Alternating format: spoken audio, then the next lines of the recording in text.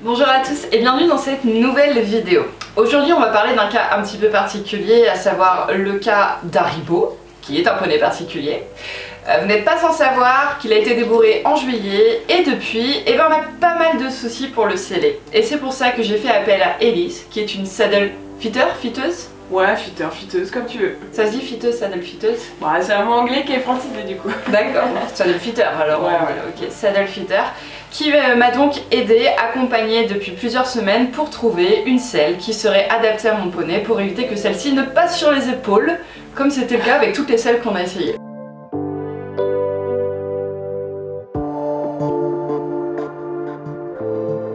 Donc Elise, je te laisse présenter ce qu'est ton métier, pour ceux qui ne le savent pas. Eh bien, donc je suis saddle fitter. Je m'occupe de régler la selle pour qu'elle aille à la fois au cheval et à la fois au cavalier, puisque c'est important que les deux soient bien à l'aise, voilà, confortables quoi. Ouais, donc vous n'êtes pas, à la différence des selliers, vous n'êtes pas là pour vendre une selle, Non. Vous êtes là vraiment pour apporter un service. Vous travaillez pas forcément avec des marques en particulier, vous avez vraiment une... C'est ça, ouais. En fait, il y a deux solutions, soit vous avez déjà du matériel et donc du coup on le règle et on l'adapte, parce que ça c'est possible aussi, Oui. soit vous avez rien comme toi pour Haribo par exemple, et donc du coup on a plein de marques différentes à proposer pour qu'il y ait au moins une d'entre elles qui puisse correspondre, quoi. Ouais. Parce que quand tu n'as qu'une seule marque, bah bien souvent il y a une conception qui est typique à la marque, et bah, on peut pas dire, même si beaucoup le disent, on peut pas dire que ça va à tous les chevaux, ni à tous les cavaliers d'ailleurs. Donc l'idée c'est d'avoir un panel vraiment de plein de choses différentes, que ce soit dans leur conception, dans leur forme, ou dans les matériaux utilisés, dans les matelassures et tout, pour que ça convienne vraiment à tous les coups, puisque tous les chevaux sont différents, tous les cavaliers sont différents, Ouais. donc bah tout ensemble ça fait vraiment des multitudes de possibilités. C'est sûr. Ouais. On n'a même pas présenté la société pour qui Ouais. tu travailles, Ouais. Donc, c'est Ergonomie Équestre. Voilà. Et en fait, au début, vous allez travailler à base d'un fichier. Je me rappelle que tu m'as envoyé un tableau dans lequel je devais noter plein d'informations me concernant le poney, son activité, morphologie, pourquoi Exactement. il était destiné, ma taille, mon poids, enfin tout, C'est ça. pour faire d'abord une première analyse, une première étude de marché, je sais pas si on dit ça comme ça. De cas, ouais, étude de cas, avant de se rencontrer pour le premier rendez-vous. Ouais. Où là, tu as pu ensuite prendre toutes sortes de mesures sur Haribo, au niveau du garrot, etc. Tu avais vu comme ça pour essayer de trouver de la bonne arcade. C'est ça. Aussi en termes de longueur, pour la taille du siège qui pourrait correspondre pour la selle, etc. C'est bien, c'est poil. Ensuite, je vais prendre la largeur de son processus épineux, ça va nous donner une indication pour la largeur de la gouttière. D'accord.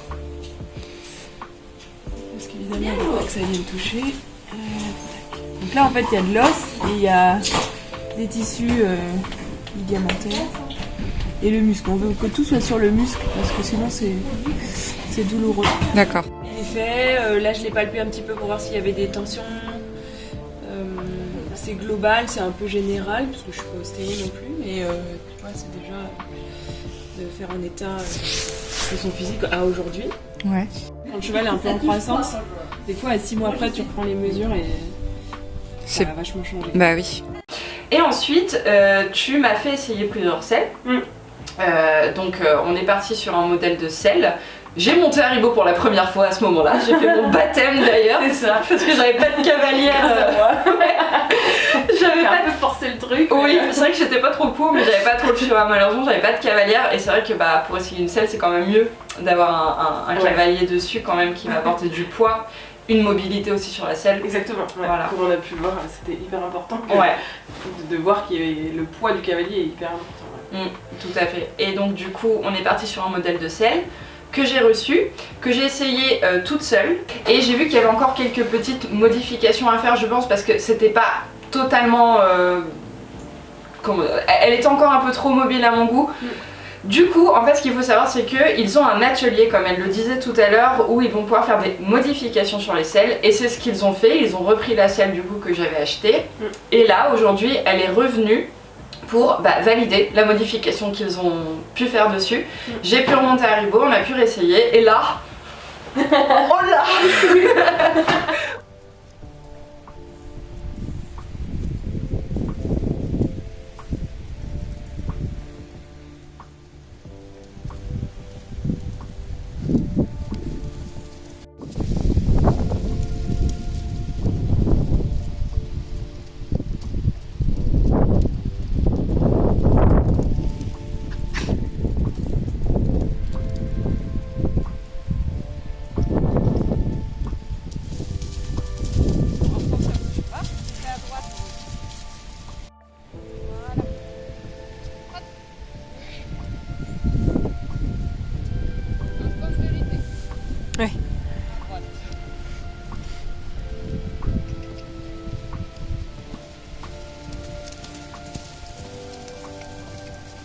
ça. Il y a des modifications, des petites choses qu'on peut faire sur place, où ça va un petit peu plus vite, ça il faut le savoir.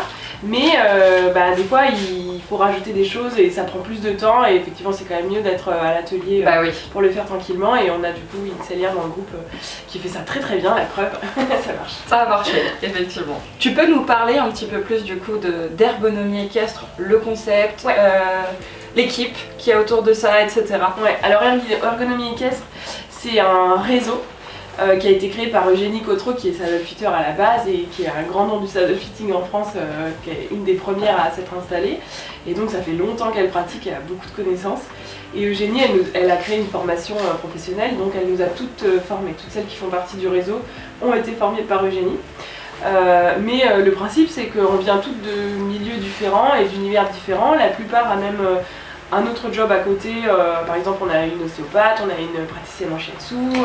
C'est pas forcément plein temps, vous n'êtes pas salarié de... Alors non, on n'est pas salarié, personne n'est salarié à part mes collègues au bureau qui s'occupent de t'envoyer la selle par exemple, de passer les commandes et tout. Mais sinon toutes celles qui sont sur le terrain, on est toutes à notre compte en indépendante. D'accord. Moi je fais que ça par exemple, mais il y a des filles qui font aussi d'autres choses à côté. Donc du coup, elle a choisi d'avoir du monde dans son équipe. Et d'avoir du monde un petit peu partout en France parce qu'il n'y a pas beaucoup de professionnels qui proposent ça. Ouais. Et déjà avec nos secteurs on fait quand même beaucoup de routes, mais avant elle faisait toute la France donc c'est beaucoup trop à gérer quand même au quotidien quoi. Et il y a une personne par secteur ou vous êtes plusieurs? Vous pouvez être plusieurs? Dans notre réseau en tout cas on est une par secteur. D'accord. L'idée c'est aussi de pouvoir en vivre et que ce soit pas concurrentiel non plus. Oui, d'accord. Bon, en tout cas, merci beaucoup à toi d'être venu. Merci à toi. Merci d'avoir accepté de passer devant la caméra également. Ouais. Je vais vous mettre également en barre d'informations le site internet d'Ergonomie Équestre où vous pouvez retrouver toutes les formules, les prestations qu'ils vous proposent, etc. Vous aurez également une carte avec la personne à contacter selon le secteur où vous êtes. Et puis voilà, il n'y a plus qu'à. Moi j'ai plus qu'à m'amuser avec mon petit haribo, maintenant il a sa selle. C'est parti.